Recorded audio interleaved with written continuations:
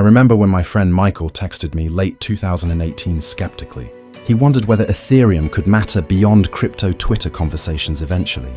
At that time, ETH struggled for legitimacy amid constant online doubt. However, by late 2025, Ethereum stopped whispering and started knocking loudly. Interestingly, it felt like Ethereum approached YouTube's front door confidently today. News emerged about an Ethereum treasury company linked to Tom Lee. At that moment, I sensed something structural was genuinely shifting globally. This development felt grounded, like infrastructure colliding directly with culture worldwide. Meanwhile, Vegas hosted a pivotal Bitmine investor meeting during Q4 2025. There, Tom Lee presented balance sheet figures silencing the entire room.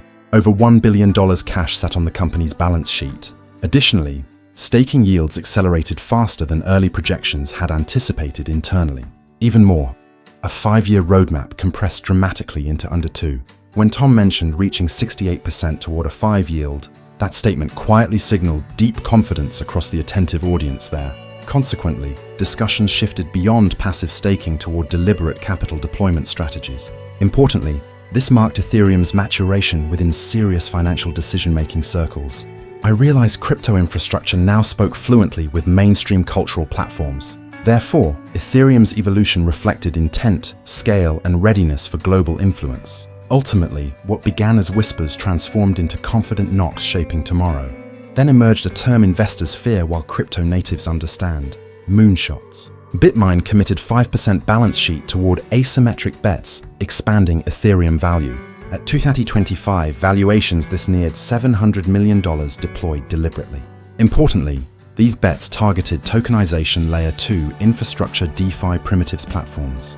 Therefore, emphasis avoided memes vaporware focusing on scalable consumer-facing systems. Meanwhile, I leaned towards Sarah, a portfolio manager I met earlier there. She whispered cautiously, "This sounds reckless," as conversations hummed around us. I smiled, replying, "Only if you believe Ethereum remains niche forever." Subsequently, Tom revealed another move, sending shockwaves across the room suddenly. $200 million flowed directly into Beast Industries' investment deal. Instantly, the room froze. Traditional finance processes seemed buffering audibly there. After all, Jimmy Donaldson commands the most watched internet audience globally. By 2025, his ecosystem reached hundreds of millions monthly viewers worldwide online. Individual videos frequently surpass Super Bowl-level attention metrics globally today. Calmly, Tom framed it as reach leverage and optionality combined strategically. "We became the largest corporate strategic investor," he stated plainly there. In that moment, realization struck, transcending marketing ambitions entirely suddenly everywhere. Instead, it signaled distribution warfare leveraging attention at unprecedented scale globally. Consequently, strategy shifted from caution toward calculated daring expansion globally ahead. Ethereum future widened as capital culture distribution converged strategically together. Most of the room didn't resemble typical Gen Z investors entirely yet. That became the problem many traditional attendees failed to recognize clearly. Tom openly acknowledged generational differences shaping how investments are adopted quickly. Next-generation investors on board through creators rather than traditional CNBC broadcasts now. MrBeast functions as a media operating system rather than simply YouTuber. I thought about my cousin James, 19, who knows challenges instinctively. He doesn't own stocks yet follows every MrBeast production meticulously always. Ethereum aligning with attention flow represents survival strategy in post-TV world. This strategy transcends branding, becoming essential for relevance across generations globally. Then the call option discussion emerged, becoming precise and surgical immediately. Tom explained embedded value within the deal's future consumer products thoroughly. Any financial or consumer service Beast Industries launches positions Bitmine centrally. Beast Games alone reached Amazon Prime Video's top unscripted show historically. Sponsorship serves surface-level purposes, while equity plus infrastructure delivers asymmetric upside. This strategy isn't betting on views, but culture-driven financial positioning intentionally.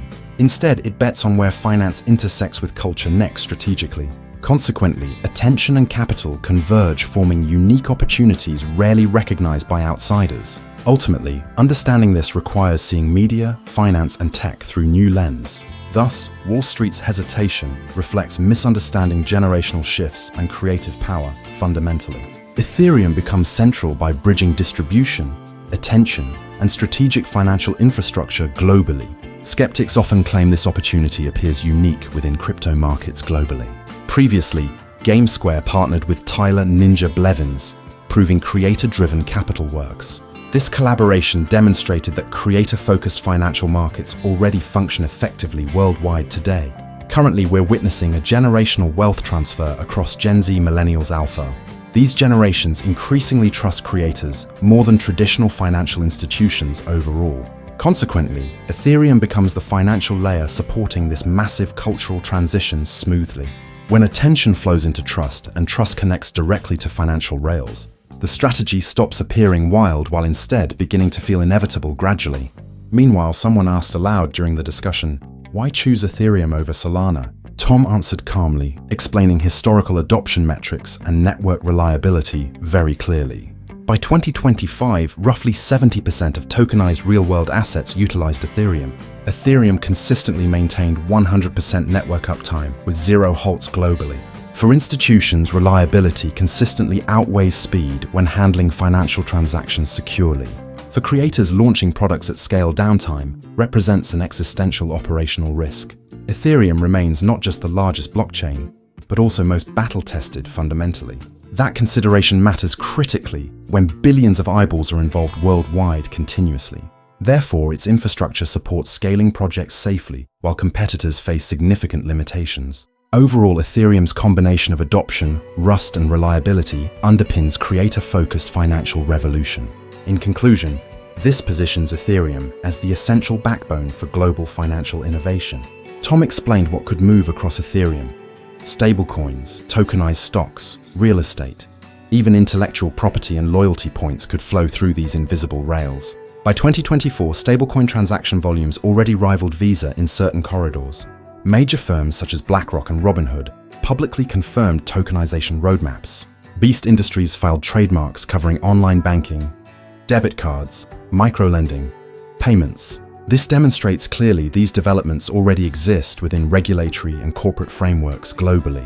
Consequently, speculation fades as paperwork confirms execution plans with undeniable evidence worldwide. Meanwhile, in crypto, distribution consistently outperforms technology when scaling adoption across audiences. Exchanges understood this early and applied strategies to capture user growth efficiently. MrBeast offers something far bigger: organic, global, emotionally engaged content distribution.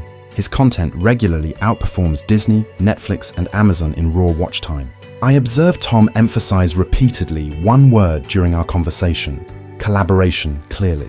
MrBeast integrates products seamlessly into narratives rather than aggressively pushing transactional offers. Ethereum entering this narrative layer fundamentally transforms onboarding for new non-crypto natives. This method allows audiences to cross adoption boundaries unknowingly, while engaged naturally. Consequently, distribution becomes the true competitive moat within the rapidly evolving ecosystem. Ultimately, tokenized assets paired with creator-driven distribution reshape the financial experience entirely. Together, these forces create an infrastructure connecting capital, attention, and trust efficiently. Therefore, Ethereum positions itself as the essential backbone for scalable creator economies. Strategic integration across distribution and finance defines the next generation of innovation,